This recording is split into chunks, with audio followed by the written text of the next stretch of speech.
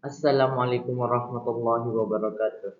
Saya Muhammad Farid Fayyad dari kelas 11D akan memaparkan materi itu sejarah Indonesia kelas 11 semester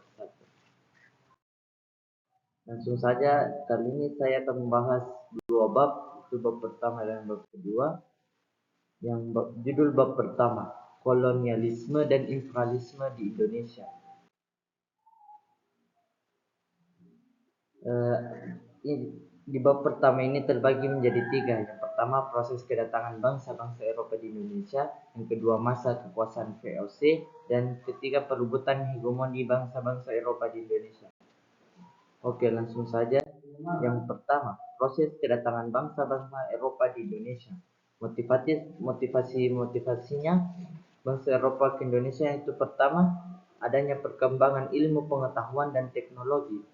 Maksudnya dari perkembangan ilmu pengetahuan ini, mereka baru menyadari dan baru mengetahui bahwa ternyata ada sebagian pulau yang ada selain di Eropa, dan teknologi yang dimaksud adalah kapal untuk mereka berlayar. Jatuhnya Konstantinopel ke Turki Utsmani karena Konstantinopel merupakan pusat dari perdagangan bangsa-bangsa Eropa tersebut. Terus jadi mereka mencari rempah-rempah dan pusat perdagangan yang lain. Dan mereka memiliki tiga semboyan, yaitu gold, glory, gospel.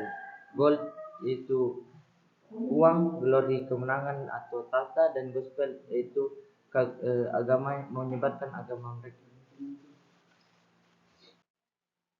Proses kedatangan bangsa Eropa di Indonesia. Kedatangan bangsa-bangsa Eropa di Indonesia ada memiliki 4 negara. Yang pertama itu Portugis, yang bertujuan mencari rempah-rempah, dan kapal Portugis yang berhasil mencapai Indonesia dipimpin oleh Francisco Serrao dan Antonio de Abreu. Yang kedua itu Spanyol, Arbana Spanyol mendarat di Maluku pada 1522 dipimpin oleh Sebastian del Cano. Setelah tiba di Maluku, bangsa Spanyol bersekutu dengan Tidore untuk melawan Ternate yang didukung Portugis. Rombongan Inggris tiba di Maluku 1577 di bawah pimpinan Francis Drake, dan yang terakhir Belanda. Armada Belanda pertama kali tiba di Banten pada 1596 di bawah pimpinan Cornelis de Houtman. Rombongan kedua Belanda yang dipimpin Jacob van Eyck berhasil membangun hubungan dagang dengan Banten. Masa kekuasaan VOC. Di masa kekuasaan VOC ini memiliki tujuan itu membantu keuangan Belanda, menyaingi padangan dari bangsa lain, menjalankan pemerintahan sebagai wakil pemerintah Belanda di India Timur. Dan adapun hak otornya VOC itu hak mencetak uang, hak memelihara angkatan perang, hak memerintah daerah yang diduduki, hak melakukan monopoli perdagangan rempah-rempah. Di masa kekuasaan VOC ini, mereka memiliki beberapa kebijakan yang terdiri dari 5 kebijakan. Yang pertama, Pongitochten, yang itu pelayaran pantai untuk mengawasi pedagang Maluku agar tidak menjual rempah-rempah kepada pedagang lain.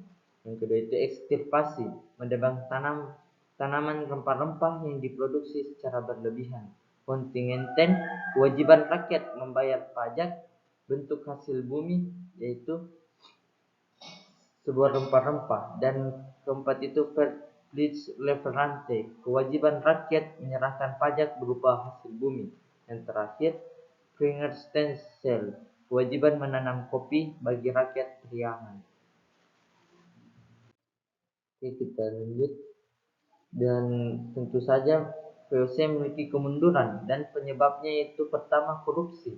Korupsinya pemimpin-pemimpin yang ada di VOC dan feodalisme, dan membuat pemimpin-pemimpin yang ketidakkecakapan, yaitu membuat korupsi, dan akhirnya karena banyaknya korupsi para pemimpin tersebut membuat ekonomi VOC menurun, dan akhirnya memiliki utang dan terlilit utang, dan akhirnya VOC mundur dan hancur gara-gara pemimpin yang tidak memiliki kecakapan.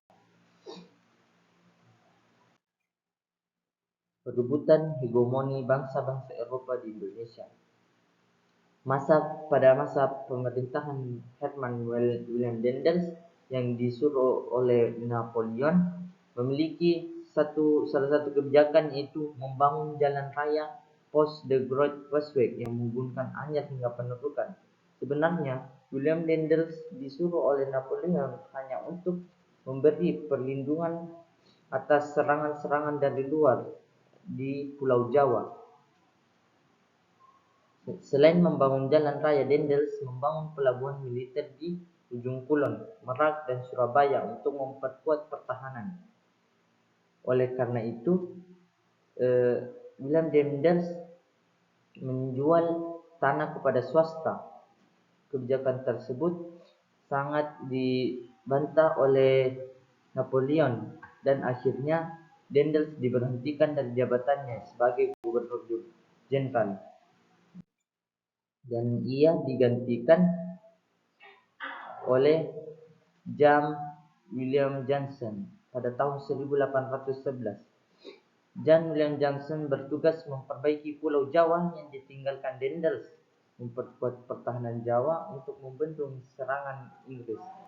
Yaitu memiliki fakta. Jadi fakta John William Johnson itu tidak memiliki kecakapan sesuai yang diharapkan, dan saat mendapat serangan Inggris, Johnson memilih mengungsi ke Semarang.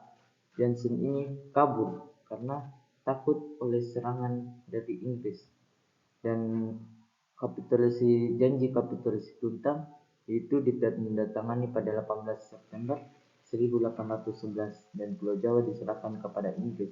Semua tentara Belanda menjadi tawanan Inggris, dan Pulau Jawa tersebut telah diambil alih oleh Inggris. Dan pada masa pendudukan Inggris pada 1811,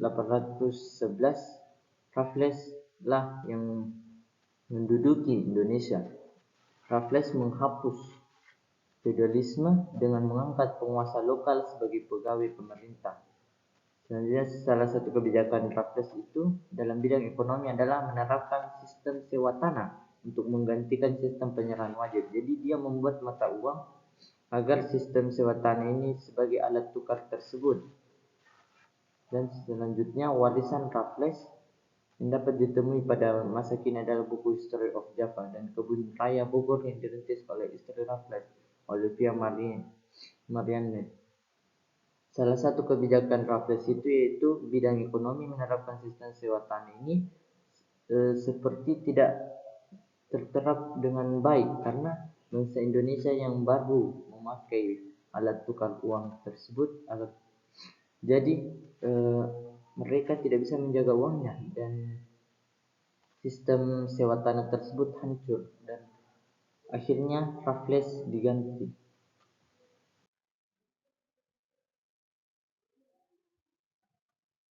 Masa penerapan sistem tanam paksa, Raffles diganti oleh Johannes van der Bos karena Pulau Jawa tersebut telah diserahkan kepada bangsa Belanda, dan akhirnya Johannes van der Bos lah yang mendudukinya dan menerapkan sistem tanam paksa yang memiliki kebijakan tanam paksa mulai diberlakukan pada 1830 serta difokuskan pada peningkatan produksi tanaman yang laku di pasaran internasional seperti kopi, tembakau, tebu, teh, dan nila. Bagi Belanda, pelaksanaan tanam paksa mendatangkan keuntungan yang diperoleh Belanda sekitar 967 juta gulden. Bagi bangsa Indonesia, tanam paksa juga menyengsarakan. Meskipun demikian, bangsa Indonesia memiliki keuntungan, yaitu mengenal komoditas baru yang laku di pasar internasional. Perebutan hegemoni bangsa-bangsa Eropa Indonesia. Yang pertama itu masa penerapan politik pintu terbuka, sistem ekonomi liberal. Politik pintu terbuka dilatar belakangi penderitaan rakyat akibat sistem tanam paksa dan Undang-Undang Agraria Wed 1870. Dan pelaksanaan itu para pemodal asing diberi kebebasan menanamkan modalnya di Indonesia. Sementara itu pemerintahan kolonial bertindak sebagai pengawas, pelindung dan penyedia fasilitas bagi penanam modal. Dalam perkembangannya, sistem ekonomi liberal tidak lebih baik dari sistem tanam paksa karena tidak dapat membawa kesejahteraan bagi rakyat Indonesia. Apa penyebab sistem ekonomi liberal gagal memberi kesejahteraan rakyat dan justru semakin menyusahkan rakyat?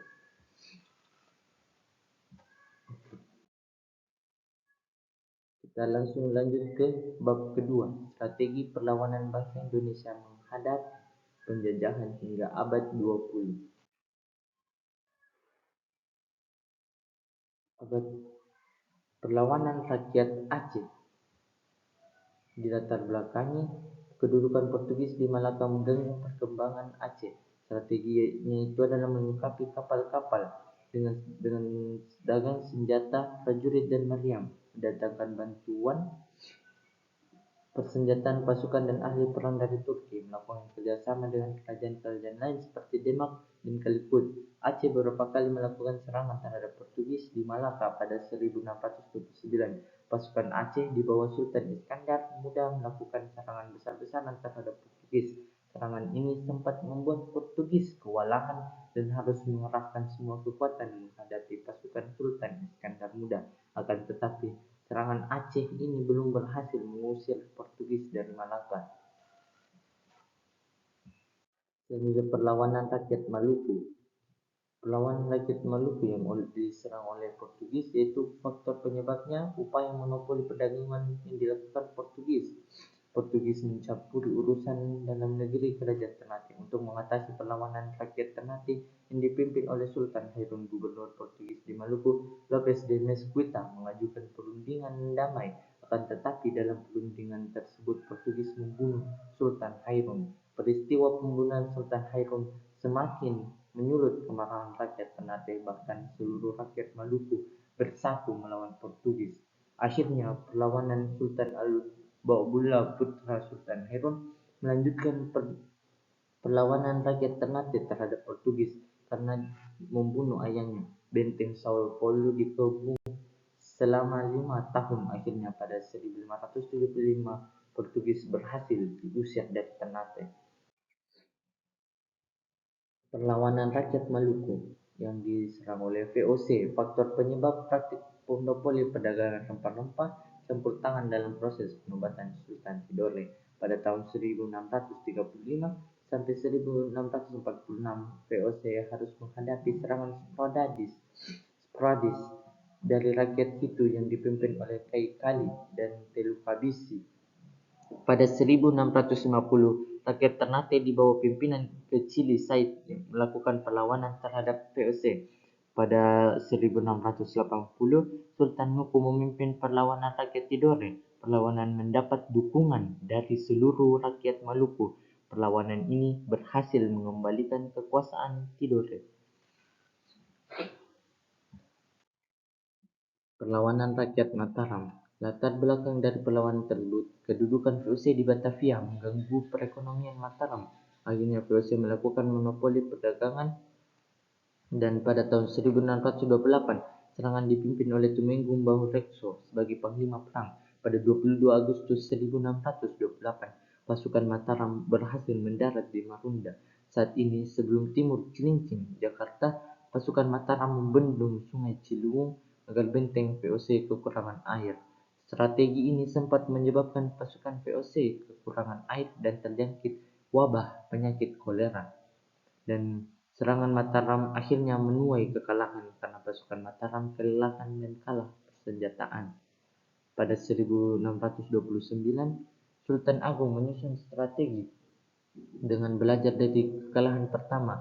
Dalam serangan ini, pasukan Mataram berhasil menghancurkan benteng Polandia dan menerobos masuk Batavia. Akan tetapi, kapal perang VOC berhasil membakar lumbung makanan pasukan Mataram di Cirebon dan Tegal. Serangan kedua juga gagal karena pasukan Mataram kekurangan bahan makanan.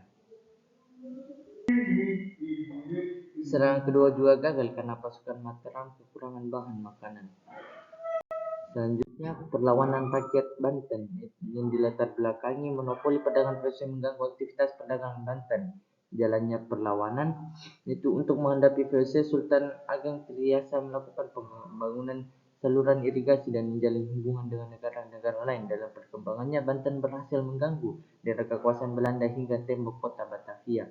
Hanya VOC menghasut Sultan Haji dengan mengatakan bahwa Pangeran Arya Purabaya akan naik tahta menjadi Sultan Banten, menggantikan Sultan Ageng Triasa. Sultan Haji kemudian melakukan perjanjian dengan VOC untuk melancarkan niatnya menjadi Sultan Banten.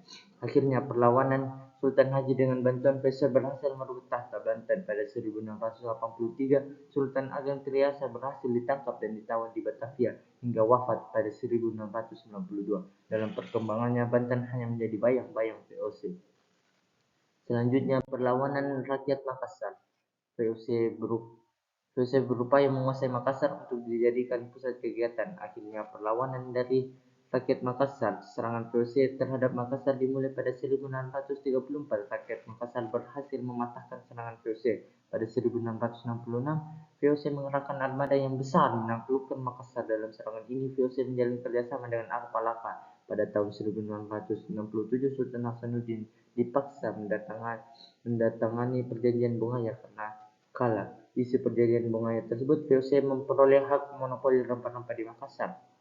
VOC boleh mendirikan benteng pertahanan di Makassar. Wilayah kekuasaan kerajaan Gua Talo di luar Makassar menjadi milik VOC. Arpalaka diakui sebagai Raja Bone. Makassar membayar seluruh kerugian perang.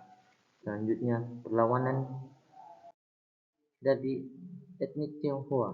Latar belakangnya itu VOC berencana memindahkan etnik Tionghoa di Batavia karena peristiwa 9 Oktober 1740 yang menewaskan banyak korban etnis Tionghoa karena pembantaian dari VOC. Mengapa VOC membantai etnis Tionghoa? Karena etnis Tionghoa yang melakukan kerusuhan di Batavia seperti melakukan pencurian, perampokan, dan sebagainya. Akhirnya warga Tionghoa Batavia mengungsi menuju ke kota-kota pantai utara Jawa seperti Pati, Rembang, dan Semarang. Para pengungsi membangun kekuatan bersama dengan warga Tionghoa di kota-kota tersebut. Selanjutnya, perlawanan Pattimura.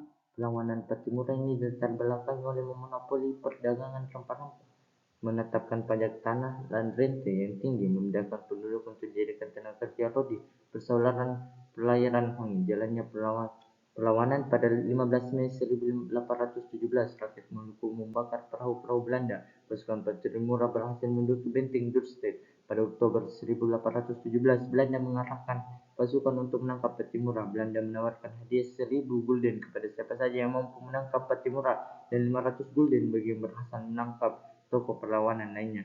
Pada November 1817, Belanda dapat menangkap Pattimura, Anthony Ribouch, Thomas Patwell, dan Raja Theo. Pada 16 Desember 1817, Pattimura dihukum mati di tiang gantung di Ambon. Selanjutnya, Perang Padri. Perang Padri ini dilatar belakangi oleh Belanda mencampuri konflik antara kaum adat dan kaum Padri. Belanda ingin menancapkan hegemoni di wilayah Sumatera Barat. Jalannya perang fase pertama 1821 sampai 1825, fase kedua 1825 sampai 1830, dan fase ketiga 1830 sampai 1838. Kemenangan berada di pihak kaum Padri. Belanda menawarkan perundingan damai kepada kaum Padri. Fase ketiga, Belanda menerapkan strategi Stelsel. Pada 28 Oktober 1837, Imam Bonjol berhasil ditangkap Belanda. Dan akhirnya, perlawanan di Penogoro. Perang di Penogoro. Latar belakang perang tersebut, kehidupan rakyat semakin menderita akibat praktik eksploitasi Belanda, pematokan tanah milik pangeran di Penogoro di Tegal Reja tanpa izin. Jalannya perang, pasukan di Penogoro menerapkan strategi perlawanan. Pangeran Diponegoro mendapat dukungan penuh dari rakyat dan para ulama. Akhir perang, Belanda menerapkan strategi benteng Stelsel yang sama pada saat perang Padri. Akibatnya satu persatu daerah pertahanan Pangeran Diponegoro jatuh ke tangan Belanda. Pangeran Diponegoro ditangkap Jenderal Kedok saat berunding di Magelang. Dan perang terakhir itu adalah Perang Batak. Sisingamangaraja 12. Latar belakang. Belanda berniat menguasai Tapanuli. Kekhawatiran rusaknya tatanan tradisional masyarakat Tapanuli. Jalannya perang. Sisi Mangaraja 11, 12 dan pasukannya menerapkan strategi perang gerilya. Belanda mendatangi pasukan dari berbagai daerah. Akhir dari perang tersebut, Belanda melakukan penyisiran di Tapanuli pada 17 Juni 1907. Mangaraja 12 wafat dalam pertempuran. Dan itu saja pada 2 bab sejarah kelas 11. Sekian, terima kasih. Wassalamualaikum warahmatullahi wabarakatuh.